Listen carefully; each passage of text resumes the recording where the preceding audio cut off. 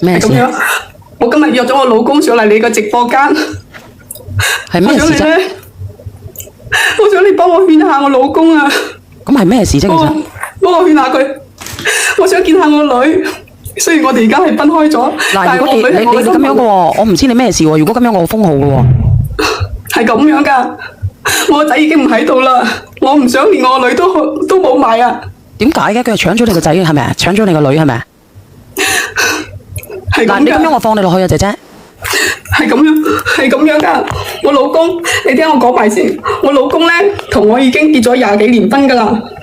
我18歲咩都唔識嘅時候咧，就跟咗佢噶啦。啊！我哋婚後咧，我就幫佢生咗一仔一女啦。我哋本來咧係覺得好幸福，好幸福噶。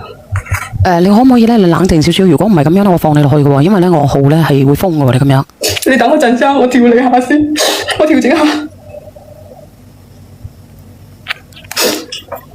嗱，真係會封嘅，姐姐，你可唔可以調整下先？係啊，係咁樣噶。我咧就同佢結咗20幾年婚啦，18歲就跟咗佢啦。嗯。結咗婚之後咧，我哋兩個感情都幾好噶。嗯，如果你難受嘅時候，可以深呼吸下。嗯。我同佢生咗一仔一女。本來咧，人哋都話湊夠一個好字，我自己覺得我哋應該未來嘅日子都會好幸福，好幸福噶。嗯。因為咧，佢帶我成10幾年噶，帶我足足12年啦。哦，咁都好正常嘅，只要中意嘅，大12年唔係問題。喺年輕嘅時候遇到啱嘅人係可以接受嘅，年輕嘅時候。但係咧，如果好似我咁，我30幾歲，我遇到咗大10幾年嘅人咧，我就要衡量咯。係咯，我就係諗住話，人哋話大啲嘅男人識得錫老婆，我當其時都係咁諗噶。18歲女，你哋諗住仲有諗幾多嘢先啦？好大。咁如果你18歲嘅你跟咗一個咧30歲嘅佢，其實咧相差人都唔係好多嘅。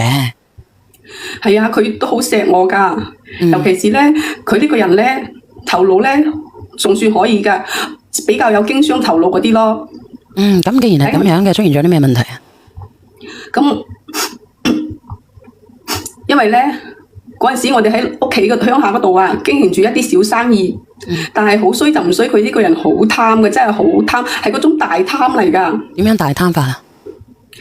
佢咧識咗個朋友啊，同個朋友一齊做工程，跟住因為嗰啲係政府工程。你唔好講呢個話題啊，某府好啦嚇，如果唔係封我號嚇。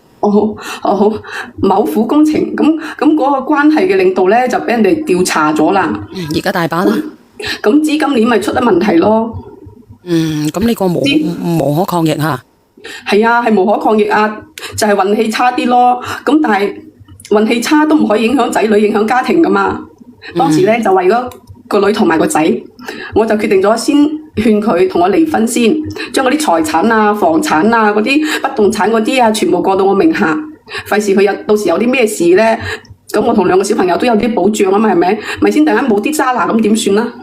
咁佢都好錫我哋噶，佢都應承咗，因為咧我平時咧就係嗰啲即係比較中意打麻雀，即係我又冇咩其他興趣愛好，就係中意打麻雀。我剛剛都講咗啦，佢資金咪斷裂咗嘅，所以咧嗰啲工程啊就都斷晒啦。喺屋企咧就無所事事，因為佢個人咧，佢做咩嘢佢就係齋做住一樣嘅咋。如果嗰樣嘢停咗，佢就咩都唔去搞噶啦。佢就經常咧又諗呢諗路喎，又同我講打麻雀啊唔正經啊，又懷疑我出軌啊成。哎呀，我都俾佢搞到我。咁你有冇出軌啊？其實講真嘅，你聽我講埋先啦，小圓姐姐。咁有冇出軌啫？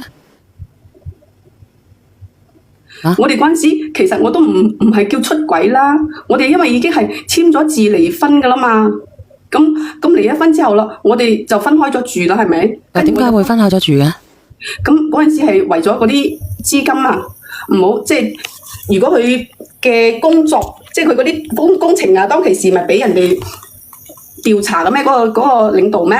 咁嗰啲係正咩府工程嘛？咁嗰個領導俾人調查，咁我為咗啲資金唔好俾凍結，所以嗰啲錢啊財產佢都轉咗到我嗰度噶啦嘛。咁你有冇出軌先？我哋2個分開咗之後咧，我分開咗即係離咗婚係咪？係啊。咁係真離婚係咪？係我。